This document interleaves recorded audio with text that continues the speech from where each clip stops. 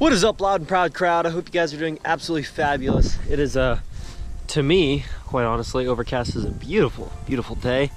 I'm not a fan of scorching heat, hot sun, any of that stuff. Some people love it and live for it. That is not me. Anyways, what we're gonna be doing is I've gotta go, and it's that day again. I gotta go and I gotta do lawn care at the local church, get some mowing and weed eating done. We're gonna also try to possibly get the red 2nd gen picked up today. That truck needs to be picked up. We got fuel and brake lines done. On those 9612 valves, he's like, the fuel system is so good and so robust. He's like, there's no real need, unless you're going extreme power, he's like, to, you know, get an aftermarket fuel system. He's like, for the most part, he's like, those things hold fuel pressure very well, as long as you have no leaks in your fuel lines. So that's what we got taken care of, and should be good. So we took it there and dropped it off, and within a few hours they said, fuel lines are done, all new brake lines, you're good to go. Anyways, I'm gonna get to loading up the trailer here. Gotta go get some work done, and then yeah, we'll see if we can pick up that red 2nd gen today.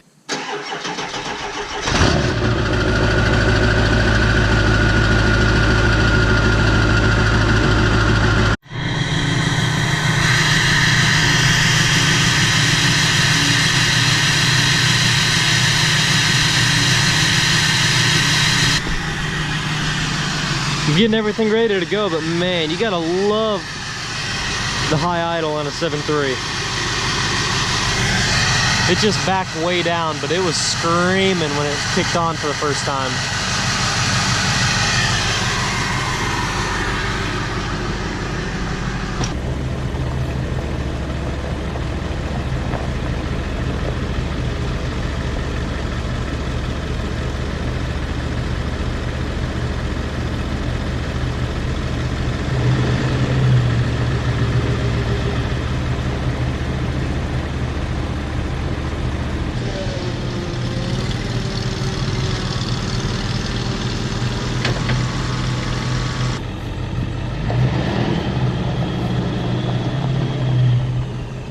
And if you want to see the reason why I'm not using my truck right now, most of you guys should know because they've been some pretty heavily viewed videos recently, but for those of you who haven't seen them, that hefty hole right there. I took a sanding wheel on the drill and went around here and polished it all up, and this is the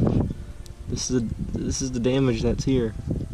7-inch wide from this hole to here. I've been pulling trailers with this truck like this, damage, for the last few months. I've been hauling trailers with it and nothing's happened yet. You can still work the truck and it's not like it's doing any more stress up front. You know what I mean? If you're pulling in the back. I'm just using the 7.3 since I'm only driving 3/4 of a mile there and back. It's not a big deal to me. Dad doesn't mind. He's not one of those guys that gets up in arms about little stuff like that. Has to deal with that right now. Getting back in the wheel well so you can kind of hear me with a little less wind noise, but I'm gonna take the truck down to a local shop just down the road and see what they would quote me to fix, at least, you know, just this.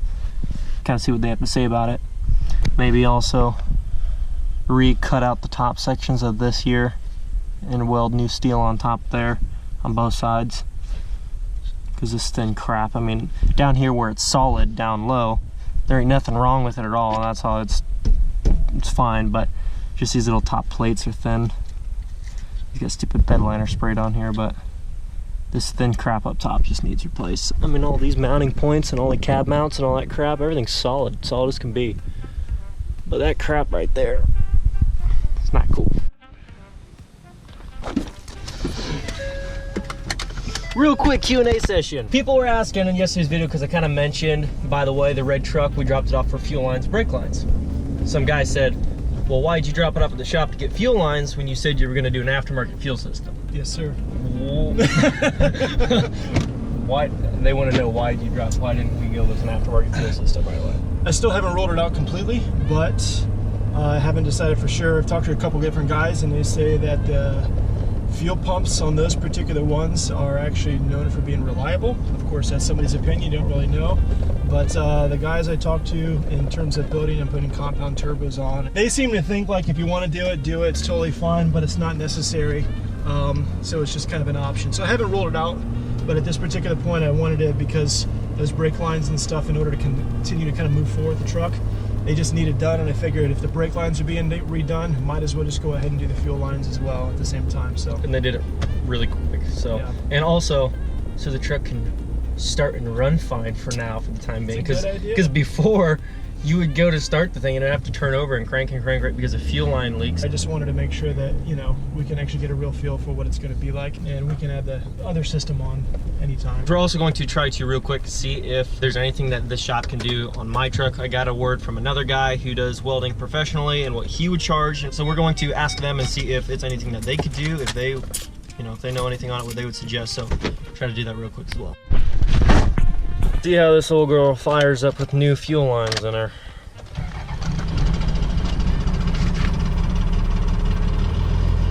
Runs about the same. So who knows what's wrong with it, unless the fuel lines still have a little air in them from being new on there, but I guess we'll find out soon. Get that little dumb little 4-inch stack out the back. It's loud as heck. Gotta make sure we don't really have any traffic because we don't have plates on this thing yet.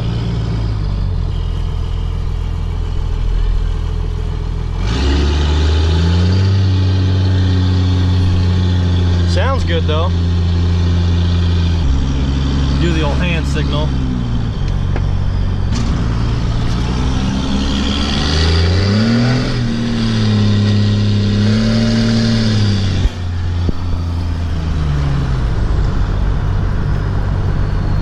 It runs smoother for sure with these fuel lines. A lot smoother. All these trucks sitting around.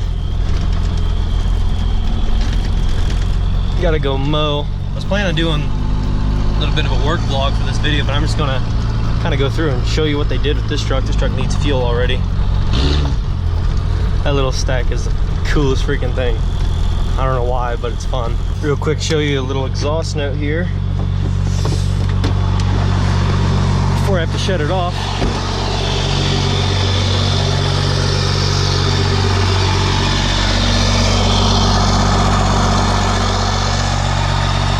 It's loud, that's for sure.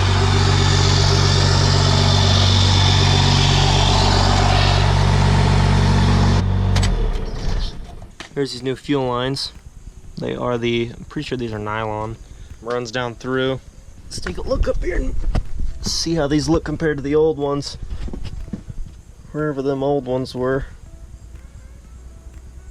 Oh yeah, here they go. They go through the frame. And yeah, they go through the frame, back up through here. And here's a brake line. Pretty sure that's a brake line. Metal brake line there. Okay, yeah. Here are the fuel lines still. Go up over the transmission. I'm not sure where they tie over. Sorry if that seems dumb that I don't know where they tie up into, but there's those fuel lines. I got these new brake lines too, ran all the way back. My dad said if you're gonna fix brake lines and fuel lines, might as well do them both at the same time because they pretty much go through the same location all the way back. Yeah, here's the brake lines. Going back to the drum. There's a new hose going back to the drum here. Over there. And then this year is there's supposed to be a bolt that goes down into the axle right there, but he said that it was broke off in there, apparently rusted out. He said this is fine just sitting here. Basically the reason they didn't drill that out and put a new bolt in is because he said you're asking for more work, because if they drill that out then you're going to get shavings all down in the axle.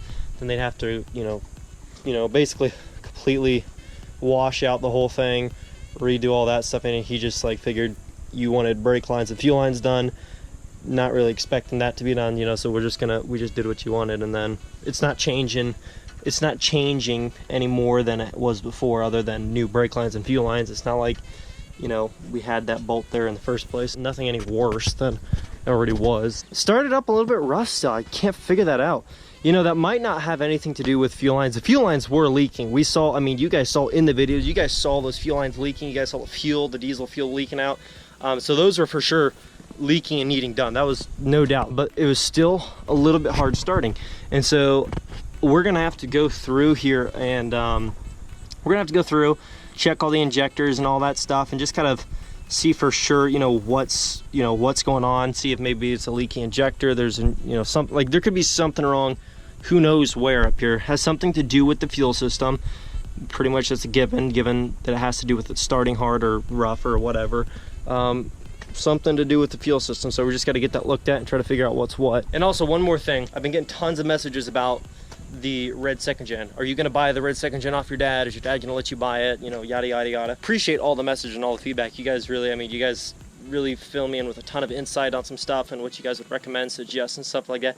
There's also some of those people that just gotta, you know, hate just because they have nothing better to do. And by the way, I'm doing this new thing where I found some people that just regulate under every single video, the same few people, like 2 or 3 people, leave just trash comments. And so what I do now is I just go to your profile, I block you off the page, and you're not going to be able to comment under any of my content anymore. That's just how it is. If you're going to just, you know, leave trash down there just to get people going, I don't want anything to do with that, and nobody else does either. So that's just how it's going to be. It's not that, oh, you just can't take criticism. No, it's just, it can be the best video ever. And I'm not saying this is the best video ever, but it can be the best video, best piece of content, and you still just got to say something. Like, it's just total nonsense. So I'm not putting up with it anymore. If I see those kind of comments coming from people, if it's different if it's a helpful comment, just kind of like, hey man, like I wouldn't do that. Like, that's different. I take helpful criticism and I look at that as a way to get better, to improve, or to make a change. But when it's just trash talk, I don't care for that, okay? It's not going to be tolerated anymore. I'm just going to block you off the channel. No more comments. That's it. I don't know for sure if I'm going to end up buying this truck or not. If I do, that'd be cool. If not, I can buy another truck. And a lot of people have been asking, you know, what are you going to try to sell your truck for? You know, what? Because I've had tons of people message me making offers on it. Like crazy. You'd be shocked how many people have messaged me making offers on that truck in the last couple of days. You know, even after those videos, because you would think some people would be scared. Like, well, if he's selling the truck, why would I want the truck? But it's not. I mean, I've worked the truck. I tow with it all the time. I mean, the thing's fine. I just need to get that frame, you know, fixed, and then it's good. You know, it's good. It's just a good farm truck. I would want to sell my truck because I've had a lot of people asking for probably $10,000 to $13,000 is what I would sell it for in my area. Some guys are gonna be like, oh well, I'm in California and that sells for $4,000. We're not in California. We're not in Texas. We're, you know, in the Midwest, and that's what they'd sell for around an extended cab 12 valve with under 250,000 miles. They'll sell, you know, with the body in good shape. They'll sell $10,000 to $13,000. That's what they sell for. So that's just how it is. I'm gonna try to get that out of my truck, and then what I want to do, if I don't end up buying this truck, which Dad's kind of, I mean, he's kind of like, I'd sell it to you, but it'd be kind of nice if you could just find another second gen 12 valve so we can both have one.